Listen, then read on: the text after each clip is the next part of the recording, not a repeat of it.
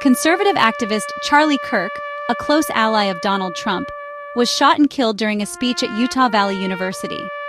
Now, more than 24 hours later, investigators are pleading with the public for help, releasing new surveillance video, and offering a $100,000 reward as the nation grapples with another shocking act of political violence.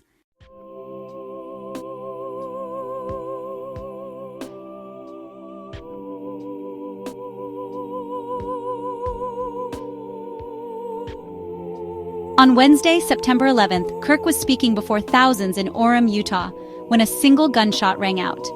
Chaos followed. Kirk was rushed to Timpanogos Regional Hospital, where he later died.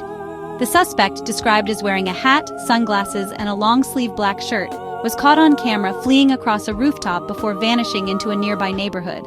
A rifle, palm print, and shoe impression were later found along the escape route.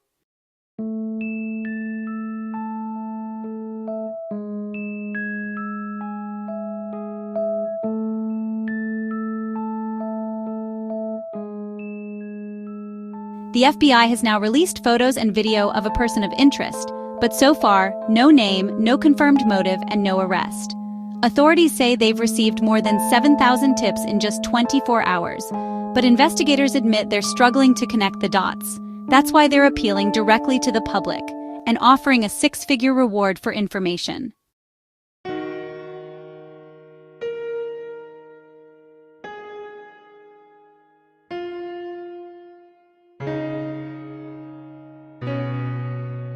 The killing sparked bipartisan condemnation.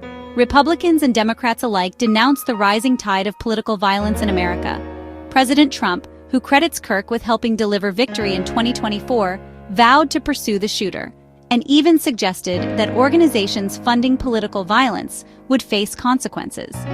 But in a later statement, Trump urged supporters to not respond with violence after isolated clashes broke out at vigils.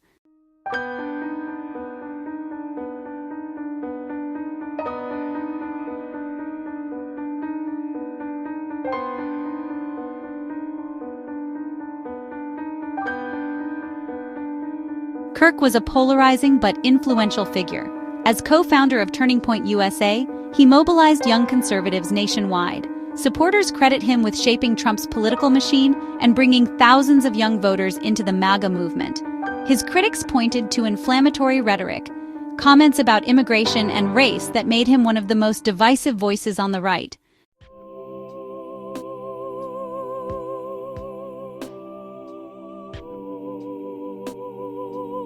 In Orem, Utah, the shock is raw. Residents describe their town as peaceful, unaccustomed to national headlines. Now, they're at the center of a sprawling FBI manhunt. Governor Spencer Cox said bluntly, "We cannot do our job without the public's help." He pledged justice, even promising to pursue the death penalty once the shooter is caught.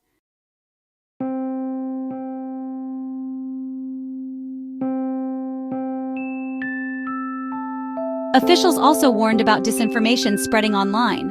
Governor Cox said foreign bots from Russia and China are already pushing false narratives to fuel anger and division.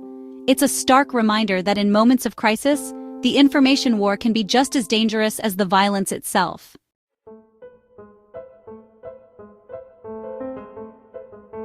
Kirk's death is part of a troubling trend. In recent years, America has seen attacks against politicians across the spectrum, from Democrats in Minnesota to Republicans at campaign events. Experts warn that escalating polarization, amplified online, has created a climate where violence is increasingly seen as political expression.